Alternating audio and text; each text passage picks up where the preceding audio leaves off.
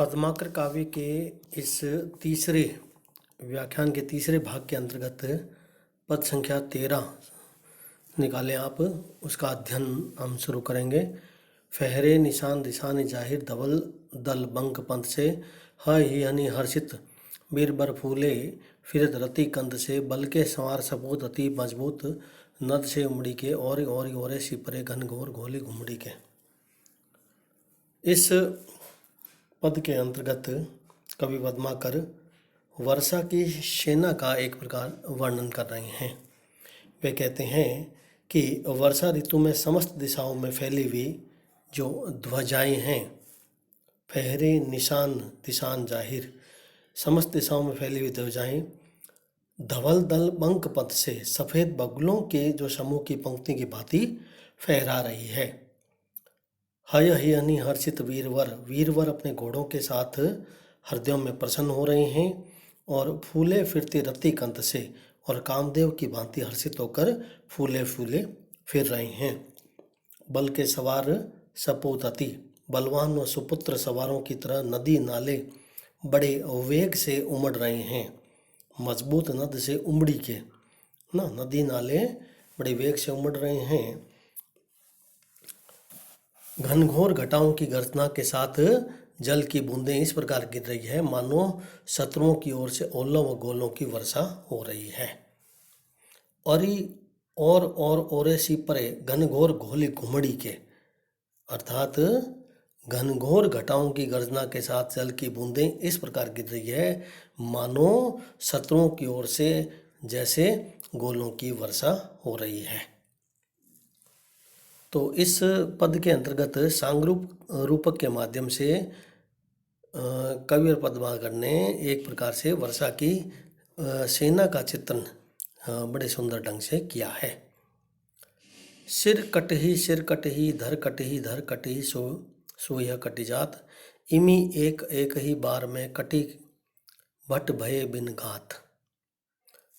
इस पद के अंतर्गत कवि पद्माकर इस छंद के माध्यम से युद्ध का वर्णन वे कर रहे हैं। वे कह रहे हैं सिर कटे, युद्ध में सिर कट कर गिर रहे हैं, सिरों के साथ धड़ भी कट रही हैं। सिर कटी धड़ कटी, सिर के साथ धड़ भी कट रही हैं और धड़ के कटने पर धड़ कटी सुइया कटी जात, और धड़ के कटने पर सुइया घोड़े भी कट रहे हैं, अर्थात घुड़सवार जो अपने घोड़ों के साथ कट करके मर रही हैं। धर कटी सुइया कटी जात, जो घुड़सवार हैं वो घोड़ों के साथ कटकर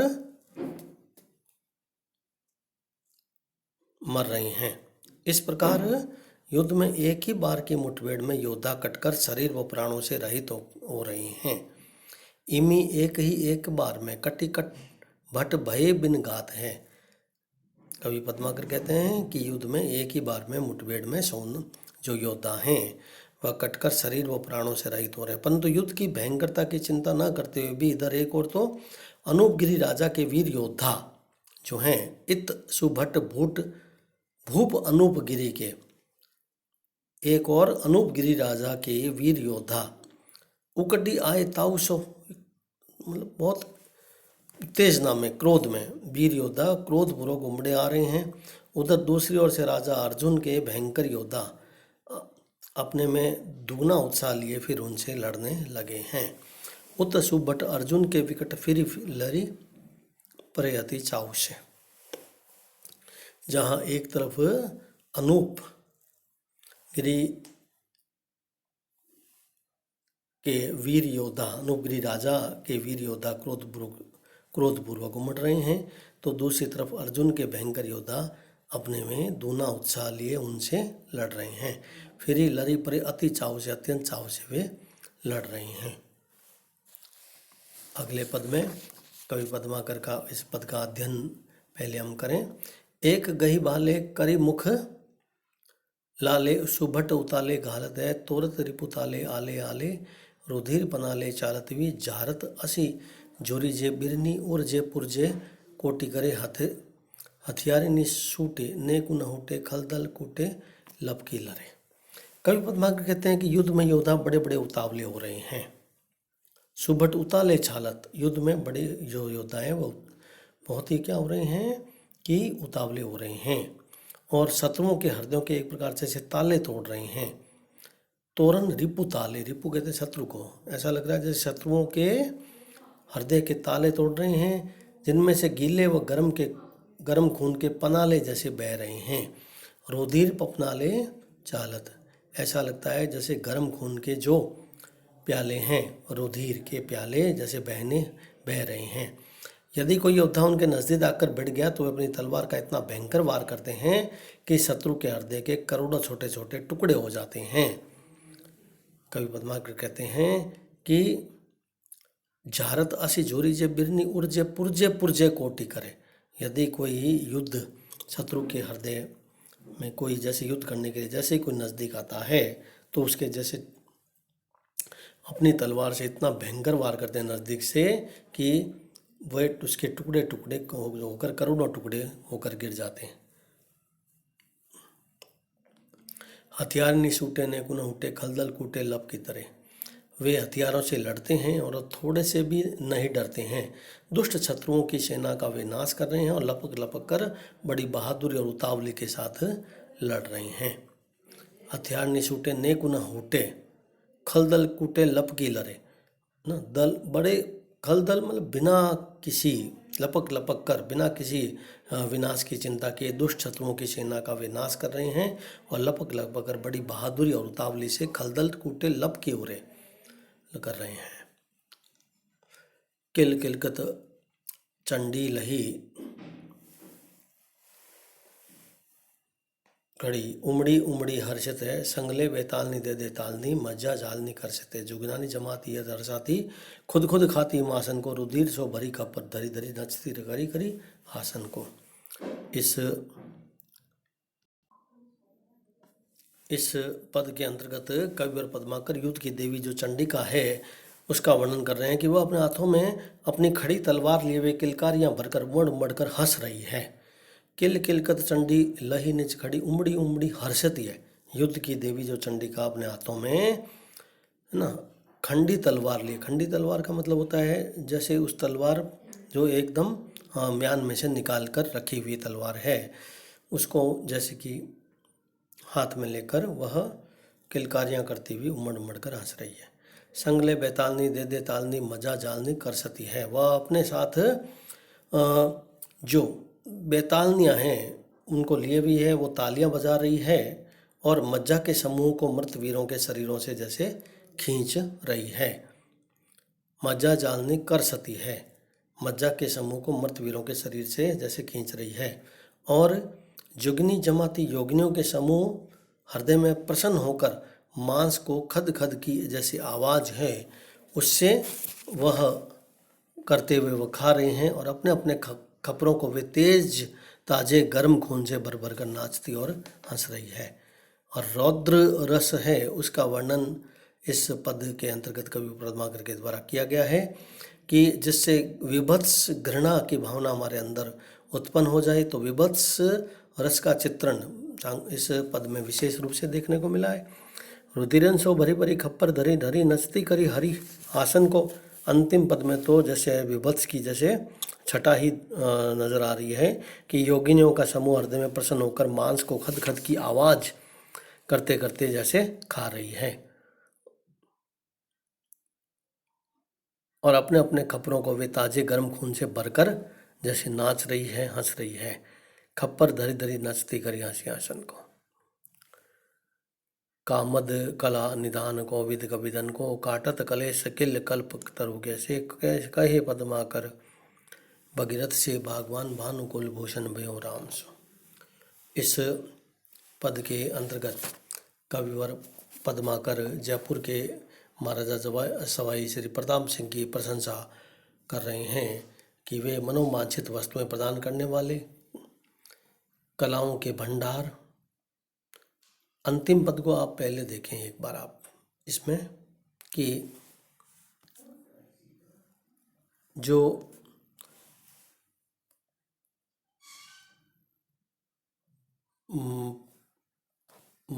सवाई प्रताप सिंह हैं वे पूरी तरह से इस पद में उनकी महिमा का वर्णन पद्माकर के द्वारा किया गया है कि वे महान विद्वान हैं, कल्पवृक्ष से समान कवियों की आपत्तियों को दूर करने वाले हैं। कवि पद्माकर कहते हैं कि वे राजा भागीरथ की तरह भाग्यशाली हैं और सूर्य वंश में आभूषण के समान श्रेष्ठ राम के दर्शन प्रदान करने वाले हैं। कवि पद्माकर कहते हैं कि वे राजा भागीरथ की तरह भाग्यशाली हैं और सूर्य वंश में आभूषण के समान राम के समान हैं। अगले जो इसके पद हैं वो आप पुस्तक से देखें, इसमें उसका छायाचित्र नहीं है। वे मानिनी जो नायिकाओं के मन का हरण करने वाले और बहुत अधिक स्वाभिमानी हैं। महाराज माधव सिंह के पुत्र महान तेजस्वी हैं और महाराजा मान सिंह के श्रेष्ठ कछवाहा वंश के उत्पन्न उस समय सिंहासन पर साहिब सवाई श्री प्रताप सिंह आसीन है। इस पद के अंतर्गत प्रताप सिंह का जो वर्णन है वह किया गया है।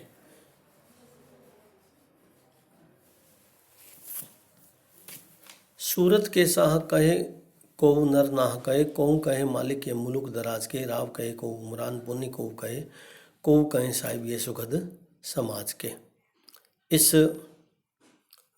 पद के अंतर्गत कवि वर पद्माकर के द्वारा पुनः एक अपने जो सवाई प्रताप सिंह है उनकी स्तुति वे कर रहे हैं और उपयुक्त जो पहला पद था उसके अंतर्गत वे कवि पद्माकर ने प्रताप सिंह का ही यशोगान किया था और इस पद में भी वे महाराजा प्रताप सिंह को असाधारण व्यक्तित्व का धनी बताते हुए उनका वर्णन कर रहे हैं।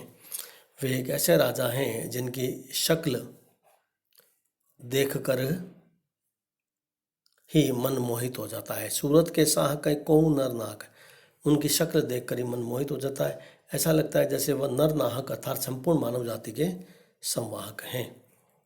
कोहू कहे मालिक, कोई उनको अपना मालिक कहता है, स्वामी कहता है, तो कोई ये मुल्क दराज हैं, तो कोई उन्हें संसार का स्वामी बतलाता है, कोई उन्हें मुल्क दराज बतलाता है, कोई उन्हें राव कहता है, कोई उमराव कहता है और कोई अन्य अन्य संबोधन से वह उनको पुकारता हुआ कहता है कि कोई ऐसे भी है जो यह कहते हैं कि राजा प्रताप सिंह सुखदायक समाज के साहब हैं।